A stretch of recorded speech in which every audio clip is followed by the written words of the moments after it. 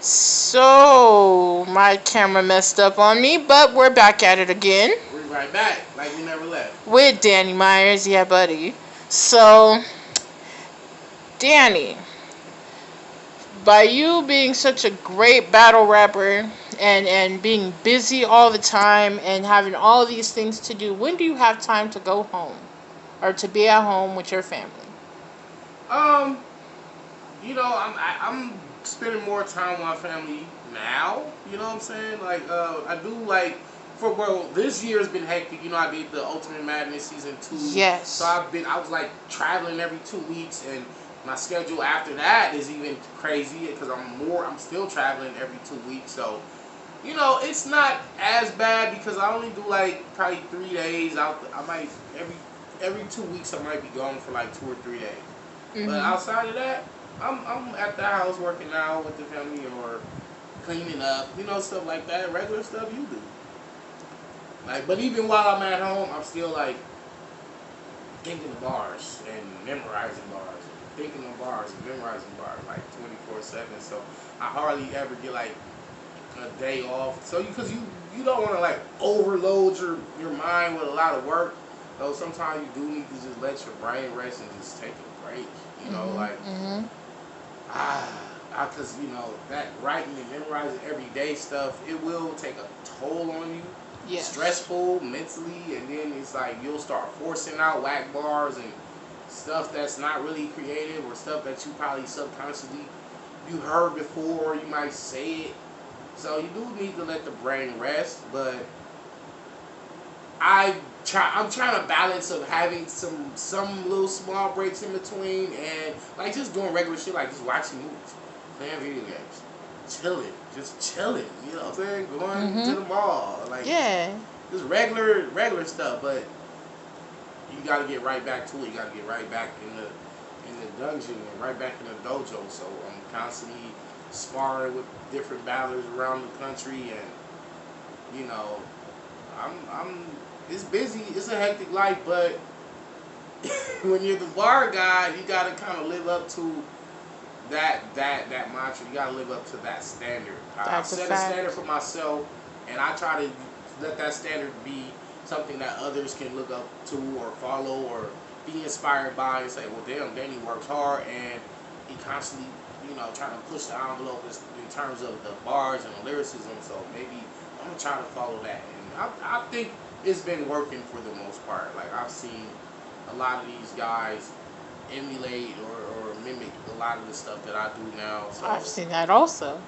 yeah, like if you see like the parallel universe, you see a lot of now rappers are doing it and stuff. It's Mhm. like it's dope, for me to like have something to add to the culture. And this is what I try to tell a lot of the battlers is like when you come into the game, have something original, something that's yours, and people will have something to gravitate to. Because if you're just coming in and you're just bunch of like dope punchlines, Mhm. how does that set you apart from 1,000 other guys that are spitting dope punchlines? Like what That's else real. do I know you for? Why Yeah. do you stand out? So I've been setting an example for my own self. I don't rap like nobody. Mhm. Like, would you agree? Like, do you think Um. I came in sounding like anybody? No, I honestly think that you sound like yourself. You are Right. you. That's what made me become such a fan. All right, Um, appreciate it. because I feel like you and Rum Nitty were Mm, yourselves. You guys yeah. are you and you have your own thing. And that's what made me a fan of you two. When you guys battled, I literally sat there and I was like, I cannot say who won this battle. Yeah, I can't. I'm sure and that was a dope battle. That was a classic battle. It was. It was a lot of fun. It became fun because I was already in the building and Romney walked in. He was like high as hell. His eyes were bloodshot red, and he just looked like an evil ass dude, like an evil gangster. Oh wow. Like I think he had like a fucking kind of big ass like trench coat looking thing. I thought he had some guns and a bazooka underneath that shit. I was That's like, crazy. I'm sitting there like, damn, who is this? Cause I never had met him before that, Mhm. and I'm sitting there like, damn, this nigga look like he on some bullshit. Like this nigga might be with the shit.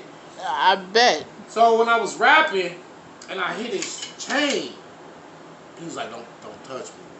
Yeah, I And seen I was that. like, my fault basically, because it was an accident. But he knew, I knew from that point he really wasn't with no bullshit. Mhm. So when we start shaking hands and clapping fives and having fun, Yeah. it like really broke the ice and made the battle fun, and everybody in the background, Disaster and Lush One, and all these people were having fun. And now it's not so much of a tension-filled thing like how me and K Shine battle was. You know what I'm saying? Yeah, Like, that was really because something. that was one. You know what made that battle special is because it really was real tension. It wasn't no, oh, let's act like we mad. Like, look, I hate you, or you know what I'm saying? Like, Y'all didn't actually like each other. Yeah, we actually didn't like each other. Like, you know, and the crazy part, because even after the battle, we still didn't like each other for a while, and then we finally became cordial. I ain't gonna say we became friends or we became cool. Yeah, yeah. But it was, now it ain't no beef when I see him. You know what I'm saying? Like, I see him as, what's up? Okay, what you been doing? Blah, blah, blah. That's that. But we Correct. I never had his number. He never had my phone number. Hey, I'm not checking in on his kids. I'm not calling him for his birthday. So we ain't like that. But it ain't like how it was. Because in that battle, it could have been a fight. It could have been a fight. It was. I think it was like, if you had to get to number 10 for it to be a fight, then we was like at 8 or 9. Like, Oh wow. Oh wow. yeah, it was real. But that's also what made the battle dope, though, is because not only was we spitting dope bars and there was a lot of energy and performance, but it was K Shine and me. It was like, this is the essence of battle rap. Like, it wasn't no friendly shit. I just seen Holmesy and Bill Collector battle, and I feel like even the judges, they judged that they feel like the battle was a little too friendly.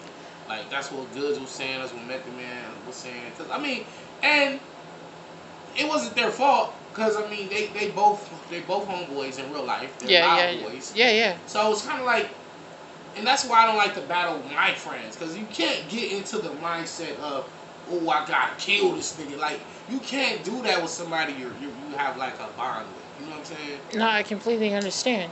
So they couldn't. It couldn't look like a real tension-filled battle. It could, even if they tried to fake it, it couldn't look that way. So they just spit their bars, and it just was a cool battle. You know what I'm saying? But I didn't. You know what? I didn't see Holmesy and Bill. I had Bill winning, yeah, but going into it, right? yes, going into it, I did have Bill winning. I felt like he did a really good job. Both of you guys.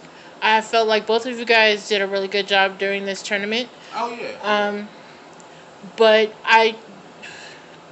okay, according to what like it sounded like what everybody was saying, that Bill wasn't trying. Well, I will say it wasn't the best bill we saw. Probably was the worst bill of the.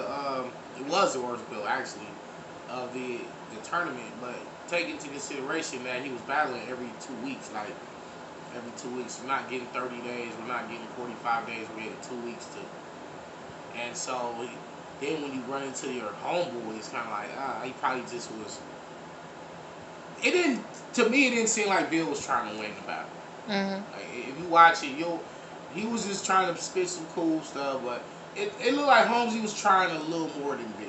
And I think all the judges saw that, all the fans saw that, and that's why Holmesy won it. But I just say that to say people don't really necessarily like the friendly battles. They like the, I don't like you, nigga, type of nigga, fuck you, nigga, I'll slap the shit out you type of shit. Yeah. Like, so they like that type of shit, because it's like the Coliseum back in the Roman days when they would put the gladiators in the middle, and all the people wanted to see blood. You know, they wanted to see blood. So I think we still to this day carry that same level of mindset, and that's what we seek in our entertainment.